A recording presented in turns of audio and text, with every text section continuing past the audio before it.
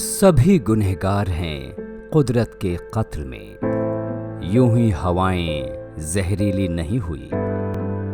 पेड़ इंसानों को दिया कुदरत का एक ऐसा अनमोल तोहफा जिसके बिना जमीन पर जिंदगी का तसव्वुर भी नहीं किया जा सकता। क्या हो अगर जमीन से पेड़ खत्म हो जाएं? अगर ऐसा हुआ तो इस जमीन से हर एक जानदार चीज खत्म हो जाएगी। तरक्की और माहौलियात ये सिर्फ दो लफ्ज ही नहीं बल्कि जान हैं इस खूबसूरत सैयारे की। इन दोनों में तवाजुन इंसान की जिंदगी को और भी आसान और खूबसूरत बना देता है। लेकिन आज तरक्की की इस अंधी दौड़ में हमने अपने इस सैयारे के कुदरती ज़राए को निचोड़ और बर्बाद करके रख दिया है। इन्हीं में से एक है पेड़।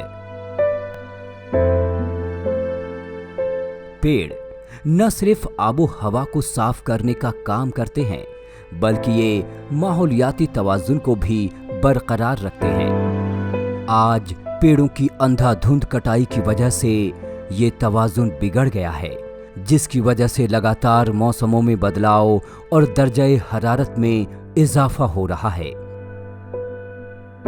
अगर हमने इस सिमत में संजीदा इक़दाम न किए और पेड़ों को महफूज करने के लिए कोशिशें नहीं की तो जल्द ही ये दुनिया एक गैस चैम्बर में तब्दील हो जाएगी। इसी सिलसिले में पेश है हमारा ये खास प्रोग्राम।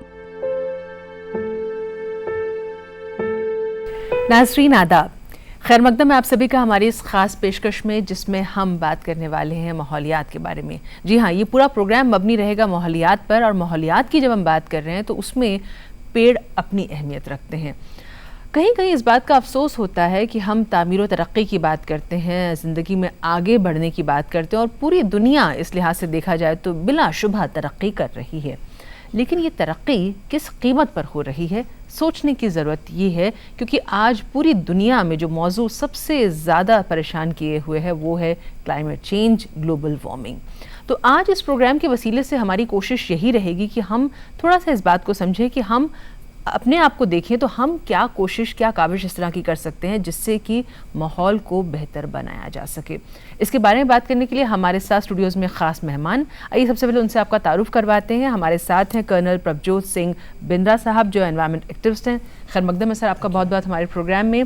हमारे साथ हैं रमेश मुमुक्षु जी, जो प्रेसिडेंट हैं हिमालय संस्थान, और साथ ही आप भी एनवायरमेंट एक्टिविस्ट हैं। हमें लगता है कहने की ज़रूरत नहीं, क्योंकि बहुत सालों से आप इस तरफ काम कर रहे हैं। आपका भी खैर मकदम है सर। और हमारे साथ हैं सुनील हरसाना जी, जो रिसर्चर भी हैं, एक्टिविस्ट हैं। अरावली की ख़ास तौर से अगर बात की जाए तो वहाँ आपने बहुत काम किया है, आपका भी इस्तकबाल करते हैं। मैं सर आपसे शुरू करना चाहूँगी कि हम जब बात कर रहे हैं आज की पेड़ लगाना क्यों ज़रूरी है, क्या कहेंगे आप?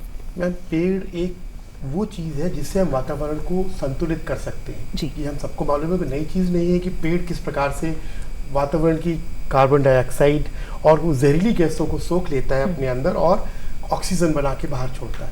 Of course photosynthesis is a process जिसमें ये अपने खाना बनाता है और ऑक्सीजन को वातावरण में छोड़ता है। ज़रूरी है जितने ज़्यादा पेड़ लगेंगे, जितने घने पेड़ लगेंगे, उतनी ही वातावरण में ऑक्सीजन बढ़ेगी और हमारा जीना आसान होगा। अभी हम लोग देख रहे हैं जो पेड़ों की कमी होती चली जा रही है, इसमें तो ऑक्सीजन की कमी, पॉल्यूशन बढ़ता चला जा रहा है। तो पेड़ लगाना तो बहुत इंपॉर्टेंट है आज की तारीख में जी। रमेश जी, मैं आपसे अगर समझूं इस बात को, जिससे अभी कर्नल सर ने कहा कि पेड़ लगाना बेहद ज़रूरी है ऑक्सीजन के लिए, पेड़ नहीं होंगे तो हम नहीं, यानी हमारा वजूद जो है कहीं ना कहीं सीधे तौर पर पेड़ों से जुड़ा हुआ है। और पेड़ जब हम कहते हैं तो सिर्फ पेड़ नहीं है, उसमें पूरा इकोसिस्टम है, जंगलात हैं, फिर जो भी ऑक्सीजन की बात आई वो है, यानी हमारी जो नींव है वो इसी चीज़ पर टिकी हुई, क्योंकि ऑक्सीजन नहीं होगी, आप सांस नहीं ले पाएंगे तो आपका अस्तित्व ही नहीं है, आपका वजूद ही नहीं है। पेड़ बहुत ज़रूरी है। अगर हम पेड़ के बारे में सोचें तो मनुष्य हो ना हो फ़र्क नहीं पड़ता उसको। यहाँ से मैं अपनी बात शुरू करूँगा मैं। तो पेड़ जितनी दुनिया भर में पेड़ हैं, हम इसको थोड़ा बैकग्राउंड में जाऊँगा इसके में। ये ऑक्सीजन पेड़ से आता है और सबसे ऑक्सीजन आता है जो हमारे समुद्री, जो हमारे वनस्पति होती है, 70% वहाँ से आता है और 20% हमारे अमेजन, जो पूरा जो दक्षिण अमेरिका का पूरा जंगल है पूरा, उसमें आता है और बाकी पूरी दुनिया में। तो पेड़ ना होने का एक सबसे बड़ा जो हमें कारण है और हमारे लिए खतरा है, एक तो ऑक्सीजन की कमी हो जाती है। दूसरा, एक बात को हम जब पेड़ों की चर्चा करते हैं तो कई बार हम भूल जाते हैं कि पेड़ हमारे लिए है, लेकिन हमसे पहले है जानवरों के लिए, पक्षियों के लिए। बिल्कुल। तो कीट पतंग होते हैं, क्योंकि मनुष्य तो बहुत बाद में आया, पेड़ तो बहुत पहले से थे, और पेड़ उन्हीं के हैबिटेट हैं। हमारे पूर्वज भी उनकी तरह रहा करते थे कभी, लेकिन अब हमारे पूर्वज शहरों में चले गए, सभ्यता आ गई, सभ्यता ने नई नई चीज़ें पैदा कर दी। लेकिन अभी भी जो जंगल है उससे पहला अधिकार है वो जंगली जानवरों का है, पक्षियों का है, उसमें रहने वाले जो भी जीव जंतु हैं उनका पहला अधिकार है। और इसके अलावा अभी एक बात और हमें समझ लेना चाहिए, अगर हमारे पेड़ कम होते हैं किसी भी कारण से, जंगल कम होते हैं या पेड़ कम होते हैं, तो बहुत से जानवर लुप्त हो जाते हैं। बिल्कुल जी। एक हैबिटेट अगर खत्म हो गया, अगर आपने सुना होगा जो हमारे आईपीसीसी के जो चेयरमैन थे एल गोर, उन्होंने बड़ी अच्छी बात बोली, अगर किसी भी जंगल का, किसी भी दुनिया में किसी भी छोटा सा हैबिटेट खत्म हो जाता है तो प्राणी वो लुप्त हो जाते हैं। वो कहाँ जाएंगे? मनुष्य तो अपने हिसाब से चीज़ें बदल देता है, लेकिन जानवर प्राकृतिक रूप से ही अपना स्थान खोजता है और उसी स्थान पर बढ़ता है, पनपता है और उसका उद्विकास होता है। जी सुनील जी, आप जैसे हमने आपका तारुफ करवाया तभी हमने कहा कि आप बहुत काम अरावली में ख़ास तौर से आपका रहा है। अभी रमेश जी ने बहुत अच्छी बात कही कि ये पूरा एक जो सिस्टम है उसके, जो जंगल की जो बात करें तो जंगलात में जो हैबिटेट्स रहते हैं, जो जानवर रहते हैं, जिनको जंगली जानवर भी हम कह देते हैं, आप ये बताइएगा कि अफसोस की बात आज के दौर में ये है कि एक तो बात हुई कि जो ख़त्म हो रहे हैं जो जानवर, जो अब लगता है कि उनके आगे हम जनरेशन में अब बात ही कर पाएंगे, वो हमें नज़र नहीं आएंगे। लेकिन एक चीज़ जो शहरों में देखने में आ रही है वो ये कि जो जंगली जानवर है वो शहरों में, फ्लैट्स में, घरों में घुस आ रहे हैं क्योंकि उनके जंगल जो है वो ख़त्म हो रहे हैं। तो ये जो तवाज़ुन है, जो एक बैलेंस है, जो पूरा सिस्टम जिस तरह से काम करता है, शहर का अपना है, जंगलों का अपना है, उस पूरे मैकेनिज्म में ये जो तब्दीली आ रही है पेड़ों के कटने से, कैसे देखते हैं उसे आप? भारत में जो है बाघों की संख्या बढ़ रही है और यही जो सिस्टम है वो लेपर्ड के लिए भी आया है कि भाई लेपर्ड मतलब कैट फैमिली की जो जनसंख्या है वो बढ़ी है कुछ टाइम में। लेकिन हम दूसरे सिनारियों में देखते हैं कि एक क्वेश्चन के आंसर में बताया है कि पिछले 5 साल में 1 करोड़ से ज़्यादा जो है पेड़ काटे गए हैं। तो वो कहीं ना कहीं इतने पेड़ अगर कटे हैं तो उनके जो रिहायश, जो जंगली जानवरों की खास तौर से जो रिहायशें हैं वो प्रभावित तो हुई होगी, इसमें तो कोई दो राय नहीं हो सकती। और ये आंकड़ा जो है वो है जो गवर्नमेंट मतलब सरकारी एजेंसी ने लागू किए हैं। इनके साइड में कुछ आंकड़े ऐसे भी होते हैं जो कि मतलब सामने नहीं आ पाते हैं, उनको भी अगर हम ध्यान में रखें तो अगर जंगली जानवरों की तादाद बढ़ रही है और उनके रिहायश के जो क्षेत्र हैं वो सिकुड़ रहे हैं तो उसका इम्पैक्ट तो कहीं ना कहीं हम लोगों को ही भुगतना पड़ेगा। देखा जाए तो जितने भी शहर हैं वो सारे जो हैं कभी जंगल में ही रहे हैं। तो अगर आप लोग कहते हो कि मतलब कोई भी लोग ये बोलते हैं कि भाई जंगली जानवर जो है वो शहरी एरिया में घुस रहे हैं, नहीं, मैं ये मानता हूँ कि वो अपने एरिया में घुस रहे हैं, हम उनके एरिया में घुस रहे हैं। बहुत अच्छी बात है आप कह रहे हैं सर। ये जो बात अभी सुनील जी ने कही, बहुत प्यारी बात निकल के आई कि हम वो बेजुबान है, कह नहीं सकते, और हम उन्हीं की जो रिहाइश गाह है उसको ख़राब कर रहे हैं और फिर शिकायत करते हैं कि वो हमारी तरफ आ रहे हैं, जबकि हो उल्टा रहा है कि हम उनकी उसमें जा रहे हैं। और इसलिए फिर हमने एक और नया जो लफ्ज़ है वो ईजाद किया है कि हम कहते हैं शहर जो हो गए कंक्रीट के जंगल हो गए अब, यानी वो भी जंगल हैं, सिर्फ कंक्रीट के हैं। अफसोस की बात फिर मैं कहूँ कि जिसकी वजह से हम ये पूरा प्रोग्राम भी कर रहे हैं, मकसद हमारा यही है कि जंगलों की जब बात करते हैं हम सब इस बात को बखूबी समझते हैं कि पेड़ जो है बेहद ज़रूरी हैं, नहीं होंगे, ऑक्सीजन नहीं होगी तो आप सांस नहीं ले पाएंगे।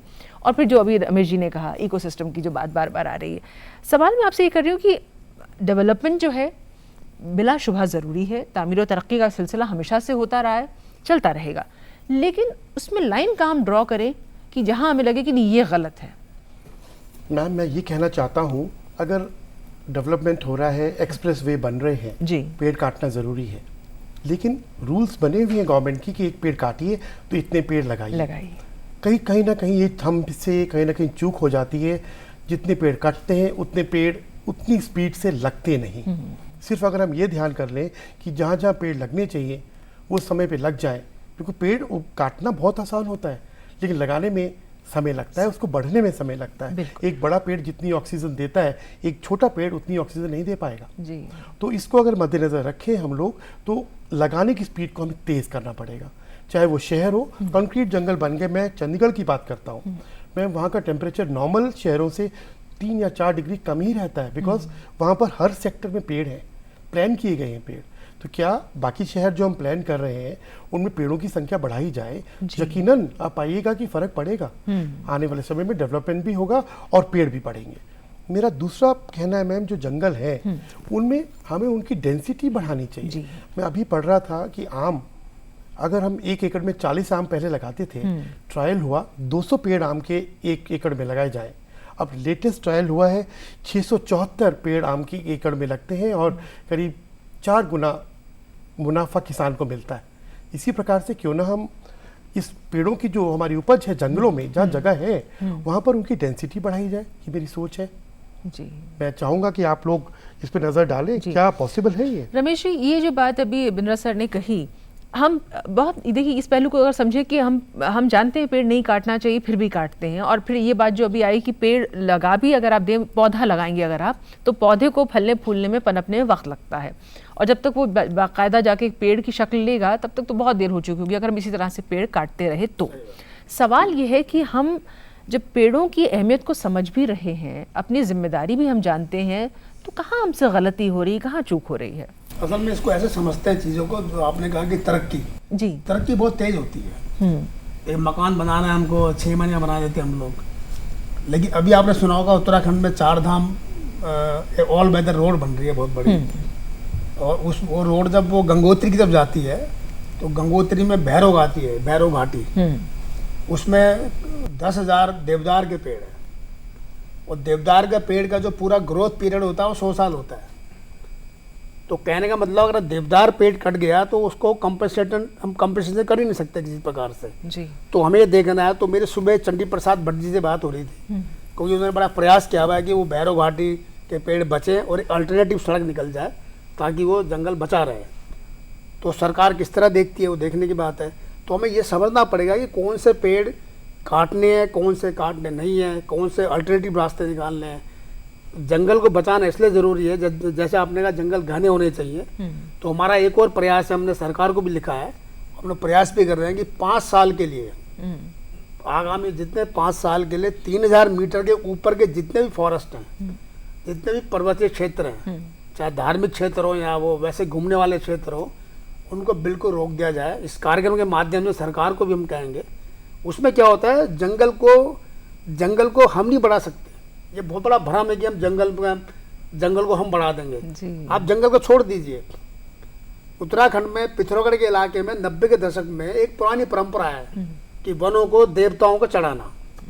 तो 90 के दशक में जब बात चल रही थी पेड़ों की कटाई बंद नहीं हो रही थी, तो वहाँ लोगों ने कहा कि हमने ये 5 साल के लिए ये देवी को चढ़ा दिया है बंद, और 5 साल तक कोई भी गाँव का आदमी इसके पत्ते, इसके पेड़ कोई नहीं काटेगा। केवल 5 साल चाहिए जंगलों के लिए। जब आप दोबारा उस जंगल को देखेंगे तो बहुत घने जंगल हो जाएंगे। और हमें परंपराओं में एक बड़ी चीज़ पाई जाती है, अगर आप उत्तराखंड के या किसी पर्वतीय क्षेत्र में दूर से किसी ऐसी जगह जाओगे जहाँ पेड़ों का बड़ा झुरमट है, तो तय बात है कि वो मंदिर होगा। क्योंकि मंदिर के प्रांगण में जितने पेड़ होते हैं, एक शुरू में नियम है, उसके ना पत्ते तोड़े जाते हैं ना उनकी टहनी काटी जाती है, और पेड़ की मोटाई कितनी होती है। अगर जंगल की, अगर आप जाएंगे उत्तराखंड के जंगलों में तो आपको बांज का पेड़ दिखेगा, उसका तना बहुत मोटा नहीं है। लेकिन उसी जंगल के मंदिर में आप जाएंगे तो उसका तना कई गुना मोटा होगा। उससे मालूम चलता है कि ये पेड़ 100 साल पुराना है, और जो ये पतले पेड़ हैं, जो जंगल के पेड़ है, ये अभी नए पेड़ लगे और 20-25 साल पुराने पेड़ हो। तो ये बात है कि हमें तरक्की भी चाहिए, लेकिन हमें देखना पड़ेगा कि जितने जंगल के क्षेत्र हैं उनको किस तरह बचा के रखें। अगर हम उनको बचाएंगे नहीं और नीचे पेड़ लगाएंगे तो पेड़ तो बड़ी देर में ग्रोथ होता है। और पेड़ वही लगने चाहिए जो नेटिव पेड़ होते हैं, जो वहीं पैदा होते हैं, खुद ही पैदा होते हैं पेड़। उसके अंदर माइक्रोब्स होते हैं जमीन के अंदर, आप छोड़ देंगे तो स्वतः ही पेड़ पूरा जंगल का रूप ले लेगा। क्योंकि हर रीजन, हर क्षेत्र की इकोलॉजी अपनी है। बिल्कुल। सुनील जी, ये जो बात अभी निकल के आई, इसको हम थोड़ा समझे। आपने अभी बहुत प्यारी बात, बहुत कम अल्फाज में आपने एक बात पहुंचाई लोगों तक कि अभी जो रमेश जी की बात को अगर आगे बढ़ाते हैं हम, कि भाई हम कहते हैं कि हम रास्ता बना रहे हैं तो पेड़ बीच में आ रहे हैं, इसलिए उनको काटना पड़ रहा है। तो पेड़ हमारे रास्ते के बीच में नहीं आ रहे, हम पेड़ों के रास्ते के बीच में आ रहे हैं। अफसोस इस बात पे भी होता है, लेकिन हम इस बात को समझ नहीं पा रहे हैं। बार बार ये बात आ रही है कि तवाज़ुन, जब हम कहते हैं कि तामीर व तरक्की अपनी जगह, तरक्की होनी है, लेकिन पेड़ों की कटाई भी कहीं कहीं मजबूरी भी है, ज़रूरी भी है। तवाज़ुन की बात अभी उठी, सवाल ये है कि आप कहते हैं कि आपको पेड़ काटने भी हैं, मजबूरी है, ज़रूरी है, लेकिन आप ये कब समझेंगे कि पेड़ हमारे होने का हिस्सा है? तो जैसे अभी रमेश जी ने कहा कि उसका एक सिस्टम होना चाहिए। फिर मैं इसमें एक चीज़ और जोड़ती चलूँ कि आपने कहा कि 5 साल के लिए इसको बंद करना चाहिए।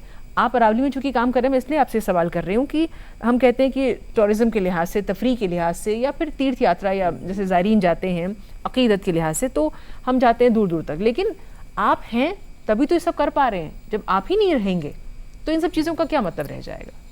नहीं, मैं तो और बल्कि एक स्टेप बिल्कुल पीछे जाऊंगा, जहां मतलब काफ़ी सीनियर हैं हमारे साथी जो हैं जर्नलिस्ट, लेकिन मैं थोड़ा पीछे जाऊंगा कि सबसे पहले तो जो एक बहुत घटिया सी सोच है हम लोगों की कि हम किसी भी बात को अगर करना है ना, तरक्की तो करनी है तो करना पड़ेगा। हाँ। मैं ये कहता हूँ कि आपकी तरक्की का डेफिनेशन क्या है भैया? ये तरक्की किसके लिए कर रहे हो आप? आपकी तरक्की का बेस क्या है, मॉडल क्या है, किसके लिए कर रहे हो, किन लोगों को बेनिफिट हो रहा है? घूम फिर के बात आती है आपके जितना भी ये मेरे हिसाब से तो प्राकृतिक संसाधनों का दोहन है।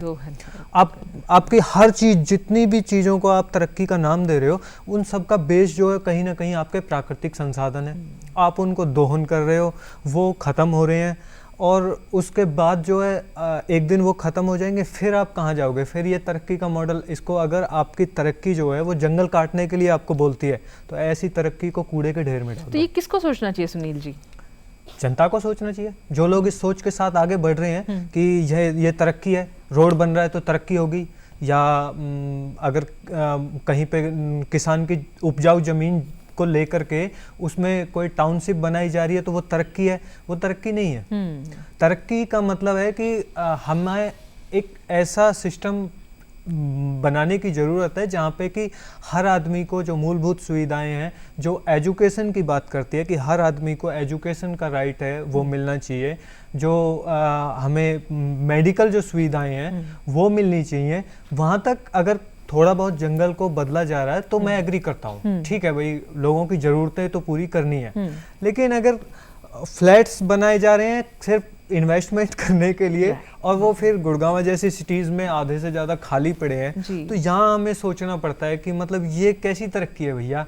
किसान की जो नई एक जो नस्ल है, उन लोगों को इस बात से बिल्कुल फ़र्क नहीं पड़ता कि भाई हमारे खेती में इस साल फसल कैसी होगी, लेकिन मार्केट में अगर वो ज़मीन के रेट डाउन हो जाए तो वो फ़र्क पड़ जाता है। तो ये तरक्की किस मतलब की तरक्की है? मिर्जा सर, ये देखिए बहुत अच्छी बात इसमें इसलिए आई क्योंकि कुछ चीज़ें अलार्मिंग है अपने आप में। अगर हम अभी नहीं समझ रहे हैं तो फिर आइंदा वक्त हमें मिले ना मिले कहना मुश्किल है। अब ग्रोथ की बात हो रही है, डेवलपमेंट की बात हो रही है, तरक्की की बात हो रही है, सब जायज़ है, सब ठीक है अपनी जगह, लेकिन आप ये किसकी तरक्की है? हम कहते हैं कि हम बात करते हैं कि NGOs आगे आ रही हैं, RWS काम कर रही हैं, गवर्नमेंट काम कर रही है, लोकल बॉडीज़ काम कर रही हैं, इवन हम देख रहे हैं कॉर्पोरेट के लिहाज से बात करें तो CSR की जब बात होती है, कॉर्पोरेट सोशल रिस्पॉन्सिबिलिटी की, तो हम देख रहे हैं बहुत काम उस लिहाज से भी हो रहा है। उसके बावजूद ये हालात हैं कि हमें चिंता ये है कि हमारी जो जनरेशन हैं, जो पीढ़ियाँ हैं, 10, 20, 30 साल बाद उनको हम क्या देकर जा रहे हैं? मैम बिल्कुल सही कहना आपका है। गवर्नमेंट अपनी तरफ की जो कदम उठा रही है, जंगलात काटने के रुके जा रहे हैं। इलीगल कटिंग मैं कह रहा हूँ बहुत कम हो रही है, लेकिन फिर भी जंगल कम होते जा रहे हैं जी। मैं उन जंगलों को देख रहा हूँ मैम। जब मैं बच्चा था तो मैं घर के बाहर निकलता था, एक बेर का पेड़ होता था, झाड़ी होती थी, छोटी सी झाड़ी, जामुन का पेड़ होता था, इमली के पेड़ होते थे, हम जाके पेड़ों से चीज़ें तोड़ते थे। मैम बाजार से खरीद के खाने में उतना मज़ा नहीं आता था जितना तोड़ के खाने में आता था। आज वो फलों के पेड़ कहाँ चले गए? मैं मानता हूँ जंगल काटने की बात तो बहुत बड़ी है। ये छोटे छोटे पेड़ जगह जगह पे लगे थे, इन्होंने किसी का क्या बिगाड़ा था जो ये ख़त्म हो गए? मुझे स्कूलों में याद है, अपने स्कूल में मैं गया लखनऊ, तो मैंने स्कूल जाकर देखे वो पेड़ है या नहीं। वो पेड़ नहीं थे वहाँ पर कौन से जंगल काटे गए? कहना मेरा सिर्फ यही है, हमें अगर देखता हूँ एक पेड़ कमज़ोर हो रहा है तो 2 और लगा दीजिए वहाँ पर। फलों के पेड़ बहुत ज़रूरी है मैम। ज़रूरी नहीं है कि शहर के अंदर, अगर गांव में जो जंगल है, बड़े बड़े जंगलात हैं, रहने चाहिए, नहीं कटने चाहिए। शहर के अंदर हम पेड़ क्यों नहीं बढ़ा सकते? ये हमें बच्चों को सोच देनी है। अगर हमारे बच्चे इस बात को समझ गए, ये बहुत अच्छा पहलू सामने आया कि बच्चों को इसमें जोड़ने की बात है। आपने तो इसमें बहुत काम किया है सर, मैं आपके पास वापस इस बारे में बात करने के लिए आऊँगी, लेकिन उससे पहले रमेश सर, मैं आपसे अगर समझूँ कि अब ये जो बात हुई कि जब हम बड़े बड़े फ्लैट्स और बिल्डिंग्स बना रहे हैं तब तो हमें जगह की कोई दिक्कत आती नहीं, जब हम कहते हैं पेड़ लगाने तो हम कहते हैं जगह कम पड़ रही है। यानी उन्हीं को काट के हम इतना कंक्रीट का जंगल और अपार्टमेंट्स और जाने क्या क्या हम बना रहे हैं, लेकिन ये नहीं समझ पा रहे कि वहाँ भी आप तभी रह पाएंगे जब तक पेड़ हैं। इसमें एक दूसरा पहलू ये भी है कि हम पेड़ को सिर्फ पेड़ क्यों कह रहे हैं, पेड़ को जंगलों का जंगल को पेड़ का झुरमुट क्यों कह रहे हैं। हम ये क्यों भूल जा रहे हैं कि जब हम पेड़ कहते हैं तो उसमें मौसम की अगर बात कर रहे हैं तो जो तब्दीली आ रही है सीधा सीधा असर उस पर पड़ता है। उसके अलावा ग्लोबल वार्मिंग की बात हो रही है, असरात मुरतब होते हैं। हम ये सारा सिस्टम एक तरह से इंटरकनेक्टेड है, जुड़ा हुआ है। ये आपको क्या लगता है कि कहाँ कमी है लोगों की सोच में कि जब बेदारी की हम बात करते हैं तो वो अवेयरनेस, वो बेदारी लोगों में आ नहीं रही है? असल में उसकी बहुत बड़ी जो कारण हमें समझ आता है, जो हमारी जैसे शिक्षा की बात बोली आपने, एजुकेशन की बात बोली और पेड़ों के बारे में बात बोली, तो एक बहुत बड़े स्तर पे कोई इसकी चर्चा नहीं होती। जैसे मैं कलाकार था, बचपन से मैं पेड़ों में घूमता रहता था, पेड़ को रंग दिखते थे मुझे, कलर दिखाई पड़ते थे मुझे, मैं कविता पढ़ता था, मुझे लगता था पेड़ बड़े महत्वपूर्ण हैं। तो जब मुझे लगता था तो मैं अपने दोस्तों को बोला करता था कि पेड़ कितना खूबसूरत है, इसमें कितने रंग आते हैं, कलर आते हैं। तो मेरे अंदर एक चीज़ पैदा हुई, तो हमें ये समझना है इसको कि पेड़ के बिना हमारा जीवन नहीं है। और दूसरा, पेड़ को जैसे आपने बोला खाली पेड़ को पेड़ लगा दो, ऐसा नहीं, पेड़ के प्रति संवेदना होनी चाहिए। हम चर्चा कर सकते हैं, जैसे हम अपने धर्म की बात बोलते हैं तो धर्म के अंदर तो इतना भरा है, जो पद्म पुराण तो हमारी पेड़ों पे ही है, तो पूरा भरा हुआ है उसमें। सभी धर्मों के अंदर पेड़ों के बारे में, उसके बारे में बड़ी चर्चा की जाती है और पेड़ को बचाना भी है। और सबसे बड़ी बात जो कर्नल साहब ने बोला कि हम लोग आजकल जो आंदोलन करते हैं, लोगों के बीच में बोलते हैं, हम एक बार बोलते हैं पेड़ लगाओ, उसे बचाओ। चाहे जीवन में एक ही पेड़ लगाओ आप, लेकिन बचाओ जरूर। बचाओ, 1000 पेड़ लगा दिए, बचा नहीं, उसका कोई फायदा नहीं है उसका। तो पेड़ लगाना बहुत जरूरी है और पेड़ के साथ हमारा एक जुड़ाव होना चाहिए जी। और जुड़ाव जब होगा जब हम रूटीन में अपने जंगलों की, अपने पेड़ों की, अपने जो भी हम बात करते थे बचपन में, पेड़ जब हुआ करते थे उसके हम फल खाया करते थे, जैसे नीम की निबोलियाँ होती थी वो गिरती थी, खाते थे। एक हमारा जुड़ाव था हमारा। बेर, जैसे कर्नल साहब ने, बेर होते थे, बेर तोड़ने जैसे का जुड़ाव था हमारे पास। शहतूत हुआ करते थे, लसूड़े होते थे यहाँ पे।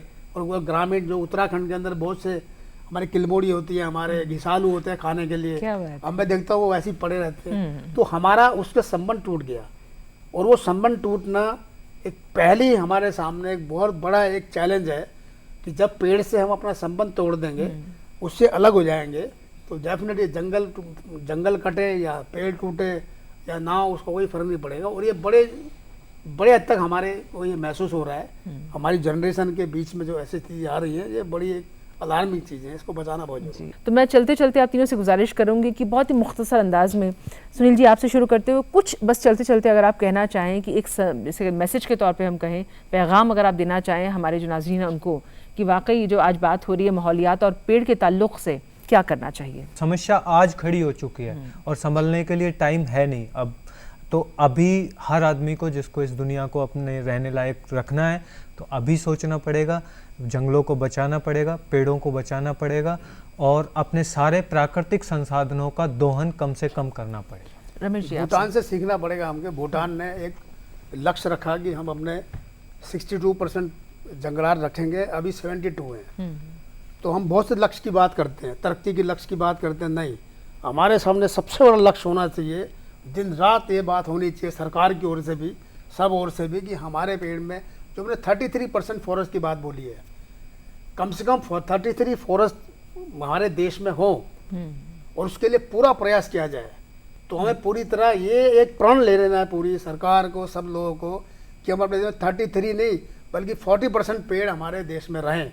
ये लक्ष्य हमारे दिमाग में होगा तो हम घर के आसपास पेड़ लगाएंगे, जंगलों को बचाएंगे, जंगलों की बातें करें, उसकी चर्चाएँ करें, कैसे बचें।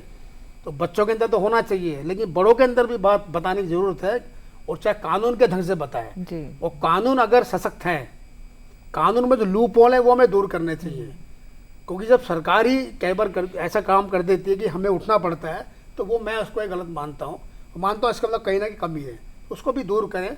और सरकार अलग नहीं है, हम ही सरकार हैं। हम सरकार को अलग करके देखेंगे तो कभी समाधान नहीं होगा। सरकार और हम एक ही हैं, हमें एक मिल के बात करनी है जी। तो जब ही जाके कोई ना कोई माहौल बनेगा। और जब माहौल बनना शुरू होता है, जैसे पिछले दिनों सफाई की बात बोली, तो लोगों में सफाई की चर्चा होनी शुरू हो गई। अभी पानी की बात बोल रहे कि पानी बचाया जाए, तो पानी की चर्चा हो रही है। और रमेश जी, सरकार की जो आपने बात की, सरकार हम ही है। सरकार। इस बात को अगर हम समझें कि सरकार जो हम चुनकर लाते हैं वो हम ही लाते हैं और अपनी बेहतरी के लिए लाते हैं कि वो आम आदमी की फलाह बहबूद के लिए काम करेगी, तो उसमें ये तो सबसे ज़रूरी काम है, तो इसकी तरफ ध्यान देना बेहद ज़रूरी है। बहुत ही ज़रूरी है। जी कर्नल बिंद्रा, आपसे अगर हम समझें, क्या आप कहना चाहिए, क्योंकि आप बच्चों के लिए, बच्चों को जोड़ के आप बहुत सारा काम कर रहे हैं और हमारे वज़ीर आज़म ने भी बहुत बार कहा है कि बच्चे जो हैं वो आने वाले वक्त के लिहाज से एम्बेसडर्स हैं। पेड़ लगाना बहुत ज़रूरी है और उनको पालना भी ज़रूरी है। एनसीसी का बच्चा 3 साल तक एनसीसी से जुड़ा रहता है और बाद में भी वो वहीं रहता है, माहौल को छोड़ता नहीं।